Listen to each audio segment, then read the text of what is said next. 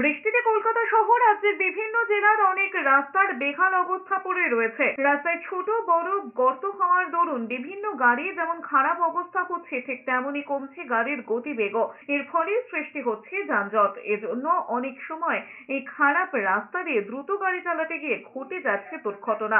এই পরিস্থিতির দিকে বিশেষ নজর দিয়ে রাজ্য জুড়ে ভাঙা রাস্তা সারাইয়ের জন্য নির্দেশ দিয়েছে Nabanna. VIP road, Belgharia expressway, bypass সহ রাজ্যের সমস্ত বিভিন্ন গুরুত্বপূর্ণ রাস্তা গর্ত খানাখন্দে ভরা। গুরুত্বপূর্ণ এই রাস্তাগুলিতে সব দিকে নজর সামলে গাড়ি চালাতে গিয়ে অনেক সময়ে গাড়িগুলির গতি কমে যাচ্ছে। এর ফলে যানজটের সৃষ্টি হচ্ছে। রাস্তার মেরামতি ও রক্ষণাবেক্ষণ নিয়ে রাজ্য সরকার বরাবরই সচেষ্ট। তাই বিশেষ গুরুত্ব দিয়ে এবার প্রতিটি রাস্তায় প্যাচওয়ার্কের কাজ খুব দ্রুত শুরু করার নির্দেশ দেওয়া হলো রাজ্য সরকারের তরফে।